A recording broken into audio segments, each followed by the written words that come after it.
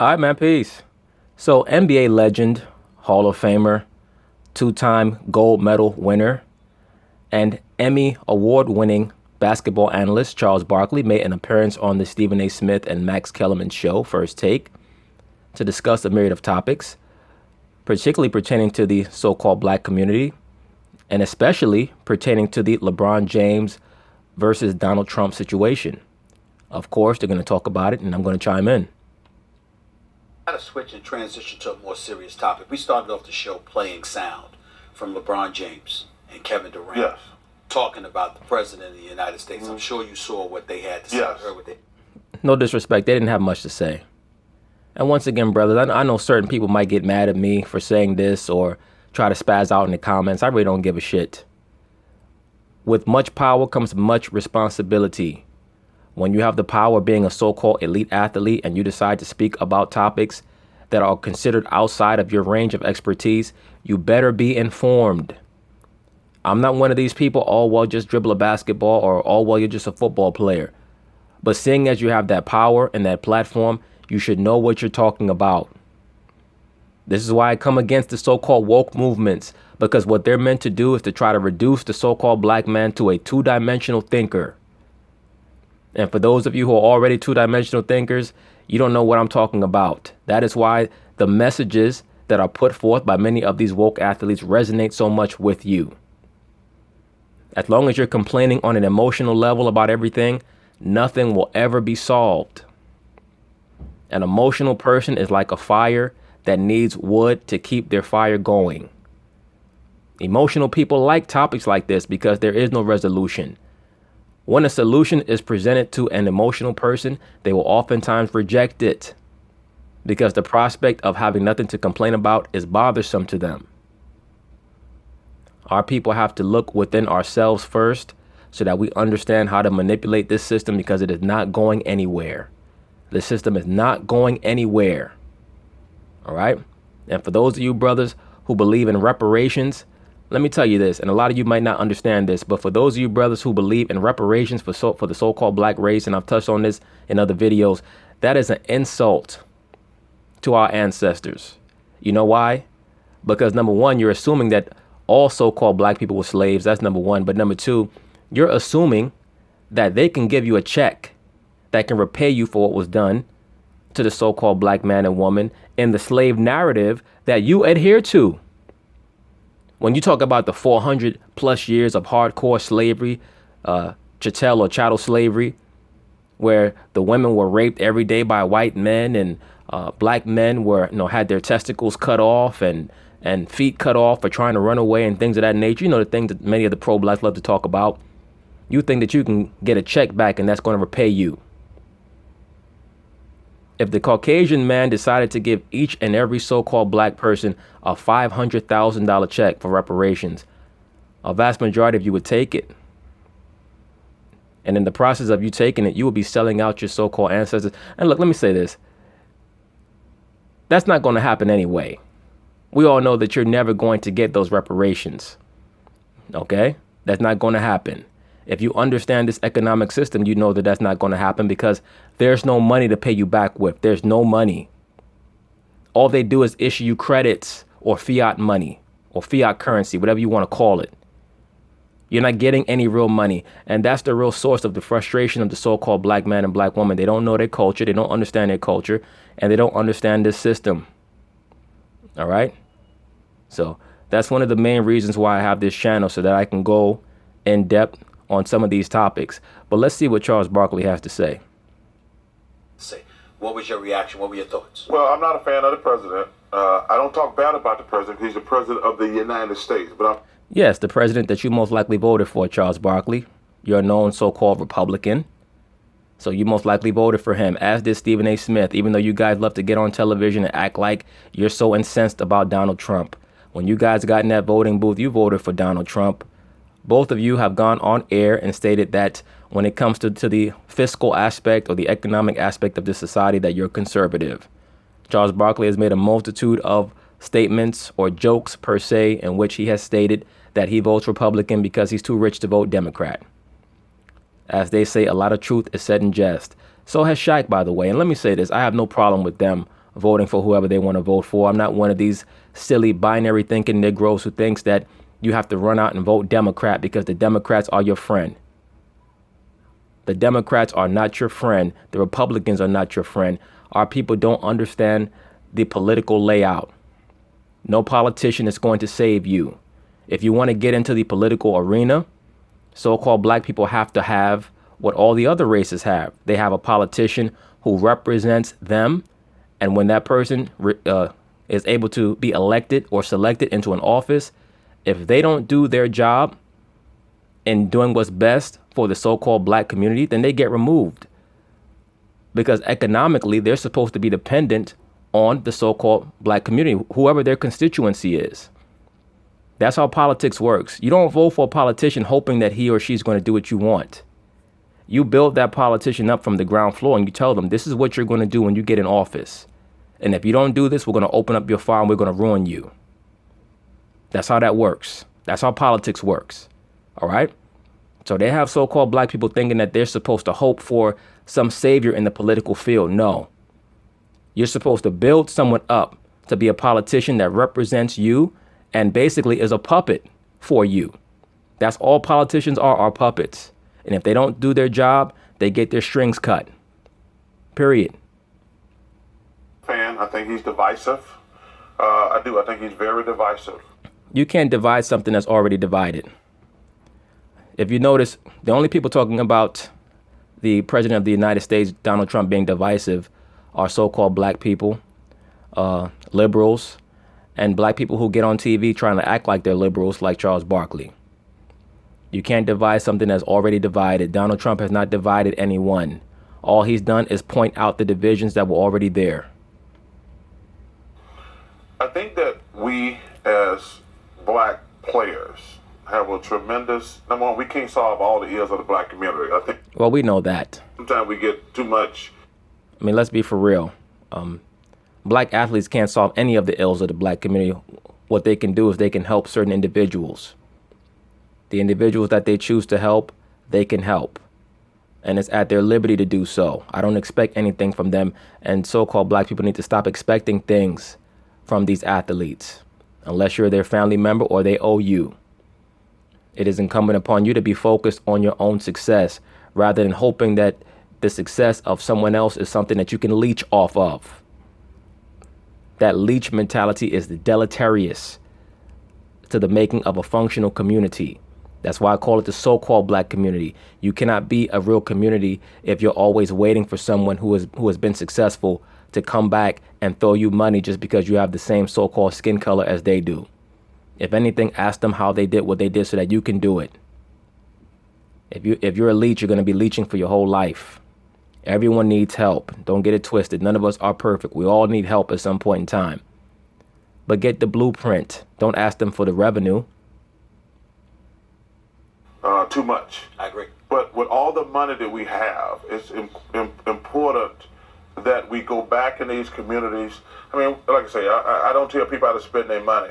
But if you're making $20, $30 million a year, you need to go back in your community and sponsor some kids going to college and things like that. I'm doing a thing with black women in Alabama doing startups. Well, that's good. That's good because that's a business investment. And you go back and you help those black women with their startups. I mean, that should be good for them. Black women are always starting arguments, so help them out with a startup. Like that, I think it's important. I think it's significant. But I want to step back for a second. I think that we and I'm just kidding about that, by the way. Allegedly. We as black people, we cannot expect black athletes to solve all the problems of our community. I agree, sir. I agree. They shouldn't be expected to solve any of the problems. What they should be expected to do is to have sharp enough business acumen to understand what's in it for them by coming back and investing in young people who have potential and helping them out so that they can be fruitful and build up the economy of the so-called black community. But first you have to have a strong culture. Because that's all it is. When LeBron James decides he's going to send 20 or 30 black kids to college, that's a great thing. But he's considering that an investment. because he's expecting those people to go to school and become something functional that they can bring back to the so-called black community and be a beneficial member of society. Everything is a commercial transaction. And please understand that all the money that LeBron James spends helping anyone, whether starting a foundation, etc., that's a tax write-off. But one of many things that I like about LeBron James is his business acumen. He understands that everything is a commercial transaction. But that's also the reason why many of the political statements that he attempts to make, you cannot trust. To have some help. Because some of the guys have been doing some amazing stuff. Even going back in my day, David Robinson took over like a whole school. I know LeBron does that. But we need some help from the black community. This black on black crime is atrocious. We got too many single black families where the mom and dad is not home. And also, I'm working with all those issues are all those issues are cultural issues. Those are cultural issues. When people like Charles Barkley said that we have an issue with black on black crime and single mothers, those are cultural issues. Once again, I had some guy tell me that it's not a cultural issue, it's an intellectual issue. Well, that's another black illuminist. That's someone that's just talking. When you have a strong culture, people are raised from their youth up to understand this is how I'm supposed to conduct myself in such and such situation, because if I don't, I'm going to disappoint such and such. That's what strong cultures do. When you don't have a strong culture, you just do you. That's telima. That's why I always talk about telima. Do what thou wilt. That is what the so-called black community practices right now. Now, in regards to the black on black term, as long as you're addressing that issue from the standpoint of trying to focus so-called black people towards culture and something that's productive, that's fine. But when you're trying to perpetuate the narrative about quote unquote black on black crime, that's something that's non-productive. As we all know, the so-called black community is the only so-called race on the earth who, when two people of the so-called black race are violent towards each other, is called black on black crime. When the Irish are violent with the English in the British Isles, they say it's because of religion. They don't call it white on white crime. When the Serbs and the Croats go at it with each other, they don't call it white on white crime. They say that it's Muslims against Christians or Catholics. Right? Here in America, when you had various gangs back in the 1800s that were going back and forth with each other, it was known as gang warfare. It wasn't known as white on white crime. They don't call World War I white on white crime or World War II white on white crime, because they take the time to discern and decipher what the cause of the issue was, or the cause of the conflict was. With so-called black people, they don't want to investigate the causes of these issues, so they just want to demonize it and associate with a so-called race. All so-called races have issues within each other. So the thing that so-called black people have to do is focus on themselves and stop focusing on getting that damn hug. That's what's keeping our people back. But you don't want to conform to the quote-unquote black on black crime paradigm. Right? It's like they say, well, how come black people always kill their own leaders? Well, we can go back in history. Julius Caesar was a Caucasian. He was killed by white people. Abraham Lincoln was allegedly a Caucasian man. He was killed by a Caucasian. William McKinley, John F. Kennedy. Right? But they don't say that they were killed by a Caucasian. They just say that was a president who was assassinated. That's what I mean. History is filled with nuance. How people choose to depict situations is going to determine how people perceive those situations historically. So everything is always about perspective. But let's get back to what Charles is talking about here. You know, Stephen, I don't know any black plumbers, any black electricians, any black car mechanics.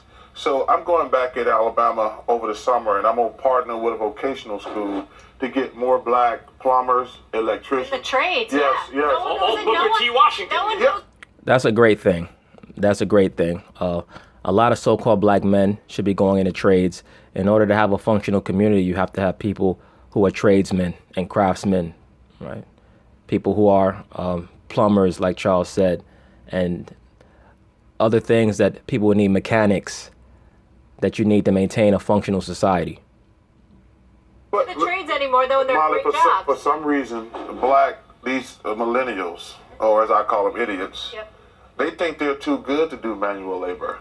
Let me say this. And you can make, there's nothing wrong. Let me say this very quickly. You know, this whole generational warfare that people like to promote, Generation X versus millennials versus this versus that, is idiocy. First off, Charles Barkley never worked with his hands. He played basketball for a living. So to try to demonize the younger people for quote unquote not wanting to do something, you have to also understand that we're in the age of the internet, of IT. People are more interested in those type of jobs. If you want to promote craftsman jobs, that's a great thing, but there's no need to come on the back end and try to demonize the younger generation. Because if we went back to 1981, your ass was sitting at home doing nothing. You were not trying to learn a skill. You have to encourage people learning skills. One of the main reasons why a lot of young black men don't learn skills today is because the father is not in the home to promote that. That's why I always try to push and promote brothers making sure that they know what type of woman that they're having a child with. Because you have a child with the wrong woman and she kicks you out, nobody's going to want to hear your sob story, man. Nobody's going to care about your sob story. Make sure that you pick the female that you have a child with or children with great discretion. Being a plumber or an electrician or a carman, those are great professions. The part that's inexcusable about that, piggybacking off of what Charles is just saying, is that most of us on the come up, regardless, before we arrived, we were doing that labor. Yes. You say it's not like we didn't do it. You know what I'm saying? I used to me, Max. I used to work for Con Edison tiling roofs for crying out loud. These young, They should have left your ass up on that roof. That's what they should have done. They probably put you up on that roof because you look like a damn bird. I'm just playing. These young black kids, not when they all think they're going to play sports to be entertained. But I'm trying to tell them, like, it's great to be a plumber or electrician or a car mechanic to do manual labor. It's a profession. Yeah, it's a great thing because a normal schedule. Yeah, because hey, listen, I wish everybody could play in the NBA. It's a great life. But there's nothing wrong with doing manual labor. It's a great life. It's a great profession. You can sustain your family and your kids. I will say. Well, let's understand something first. Part of the reason why not just so many black kids, but so many kids of various races want to be professional athletes is because of how much is glorified in this society. And many professional athletes like Charles Barkley, they try to bite the hand that feeds them and act as if they're taking the spotlight off of the glorification of professional sports. America is predicated off of the energy of ancient Rome. In ancient Rome, the gladiators were like the athletes of their day. They would go on tours from city to city. Many of the battles that they had were not to the death. They were just mock battles. And they had a lot of the same perks as athletes today. They had endorsements. They had groupies. Many of them became top politicians after their careers were over. You know, they lived in mansions. A lot of them were allowed to become freemen if they were born slaves, things of that nature. So once again, that's what the scriptures mean when it says that there's no new thing, there's no new spirit under the sun.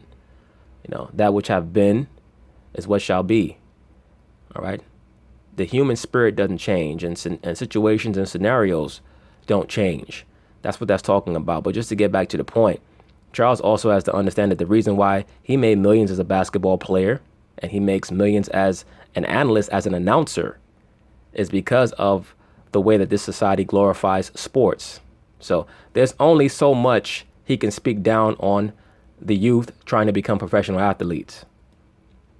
Crime is crime, though. I mean, you know, there's folks in the white community killing folks in the white community. There's folks in the Latino community killing Latinos, et cetera, et cetera. We all know that. It's just that because we're not even the dominant minority any longer, it's more profound when we commit violence against each other. Numbers-wise, it's a numbers game. First of all, and I've heard that before, but the problem, Stephen A., is white folks, Hispanics, they're not killing each other at the rate the blacks are killing each other. Like, everybody kills in their own community. I understand that. But, you know, we've been talking about black crime, Stephen A., since we've been little. And it gets more preposterous or ridiculous every year. And that's unfortunate because we should have respect for each other. We can't. Well, I agree with most of what Charles is saying. But at the same time, when you're addressing the problem, you can't address the branch. You have to address the root. And I say this all the time, man. Everyone knows that you have to clean your home. You must clean whether you live in a home or an apartment. If you have a home with 7 rooms or 8 rooms, you have to clean all 8 of those rooms or your house is not clean. You can't clean 4 rooms that you think everybody's going to see and they're not going to see the other 4 rooms and say, I'm going to ignore those 4 rooms. Your house is still dirty.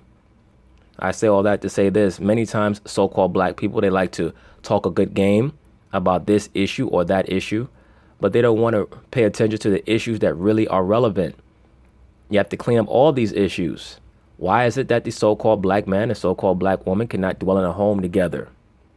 Why is it that many of the children do not respect the so-called black mother after they hit puberty? Why is it that there are still quote-unquote colorism issues? All these problems stem from the lack of a culture. So-called black people were all grouped in together under a corporate designation known as black. And that has caused a lot of confusion. That is the problem. Now, when you look at the so-called white race or the so-called white man, they only identify as that for census, but most of them would tell you, I'm Italian, I'm German, I'm Irish, I'm Swedish, I'm Croatian. And those are cultures. When you look at so-called Hispanics, they'll tell you, I'm Dominican, I'm Peruvian, I'm Ecuadorian, I'm Cuban, I'm Puerto Rican. Those are cultures. You can have a dark-skinned so-called black man, but if he's from the Dominican Republic, he's not going to tell you he's black. He's going to tell you, I'm Dominican. Why is that? Because that's a culture. And American blacks are confused by that. Oh, you're ashamed of your blackness. No, he's not. He just knows his culture. You don't. You have to identify yourself by a skin color because you don't know shit. And you're always trying to tell these people from these other regions and these other places how they should think. And you're wrong about that. You need to find out who you are before you can tell somebody else what they should be calling themselves. People from Africa, they don't say I'm black. They say I'm Ugandan. I'm from Chad. I'm Cameroonian. I'm Sierra Leonean, because those are all cultures. All right. I mean, if we really want to get specific nowadays, those are really nationalities. Very few people even really know their culture in many of these other lands because we live in a worldwide corporation, but they're closer to being culturalized than American black people are. All right. And it's also due to the fact that we're here in America and have been predominantly an outnumbered nation of people. So that has led to a lot of psychological issues. But you have to address the root. You can't just say, okay, there's a lot of black on black crime. Yeah, that's an offshoot of the main issue. That's an offshoot. And for those of you who say, okay, well, then when is our culture going to come back? The culture is going to come back in fullness when this kingdom goes down. All right. And that also correlates to what I stated about reparations. Like it tells you in Job, the 20th chapter, it tells you that he has swallowed down riches and he shall vomit them up again. Everything that has been taken is going to be restored. It's going to be vomited up. All right. You can't turn and say, well, we all should get reparations. We should get money back for slavery. That's not going to happen. For them to pay back so-called black people, so-called Aboriginal blacks, the so-called blacks that were taken from the west coast of Africa, the so-called blacks who were in rulership in Europe and were kicked out of the land and came here. In order for them to restore the riches, they would have to empty every last dime. They're not going to do that. So a lot of you guys don't really understand the numbers game, the numbers aspect of it. Expect white people to have respect for others. We don't have respect for ourselves. Yeah, I mean, this is the legacy of our country's original sin, and there always divides into two camps. One, personal responsibility, tend to be conservatives, and progressives bristle at that. And on the left, they say we need structural changes to help, and the right bristles. And of course, both points of view, there's a place for both points of view. I love when you guys talk about that situation because, two things can be separate but have the same meaning. Like, it's a little bit of both. Like, one's not right, one's not wrong. Yeah, but you know what, Chuck? I get what you're trying to say, but that compromise mentality only works if people actually intend to amalgamate those two separate ideologies and then move forward with something proactively. So-called black people have been talking for a long time. I mean, let's be for real. Charles Barkley is one of the more visible proponents of any type of alteration or change in the so-called black community. And that's an insult to the black community that A former athlete is the person that people love to put the microphone in front of. A former athlete that, to be quite honest with you, is not someone that is ever going to be approached by Mensa. All right, and certain people might not like that. It's nothing personal against Charles, but the so-called black community is the only community where we have this phenomenon where athletes are proactively approached to speak on societal issues. Primarily, all right? Athletes are the primary focus of sociological and societal commentary. It's a reflection on the low level of respect that the other nations have for the so-called black community. We always talk about personal responsibility, but there is systematic racism in this country. The way it's so interesting to me now. Let me say this also, brothers. There's no such thing as systematic racism. And I know a lot of people are going to disagree with me, but you have to understand something. When you set up an empire, in order for you to preserve your rulership, you have to make sure that the other castes, the other strata of your society are not allowed to attain to the same level as you, or you're going to lose power. What you call racism is just an overt and sometimes covert strategy to maintain their power. The problem that our people have is that we don't have a ruling class mentality, so at least not anymore. Because during the Middle Ages, we were doing the same things to them that they're doing to us now, except we were doing it at a far harsher level. They got all these black men in jail, now pot's legal everywhere. And it's crazy. Like, we got... It's not really crazy. The black man is in jail, as I told you, brothers. The black man's worth more than fine gold.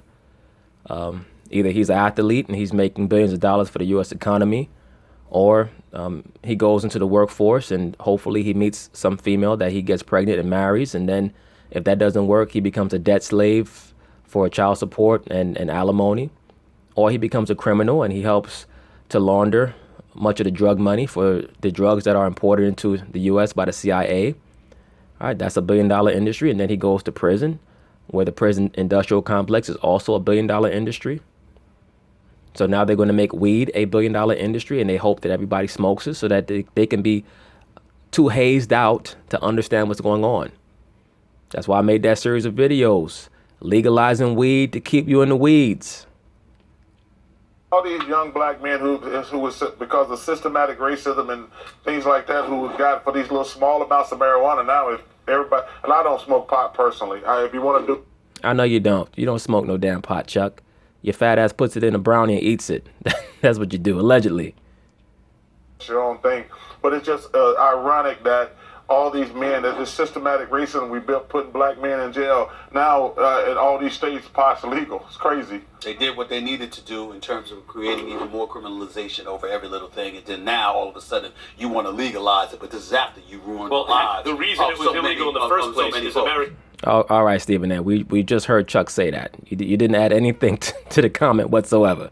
All right, we already heard Chuck just say that, and there's nothing crazy about it when you understand how they view the so-called black man. They view strictly as a financial asset, as a commercial asset. That's it. You're a commodity. So they're constantly trying to figure out how to flip you, how to make money off of you. Let me also not forget, if you happen to evade all those other strategies, whether it be prison or the drug dealing or what have you, then they also can send you to the military, where you also become a stock option.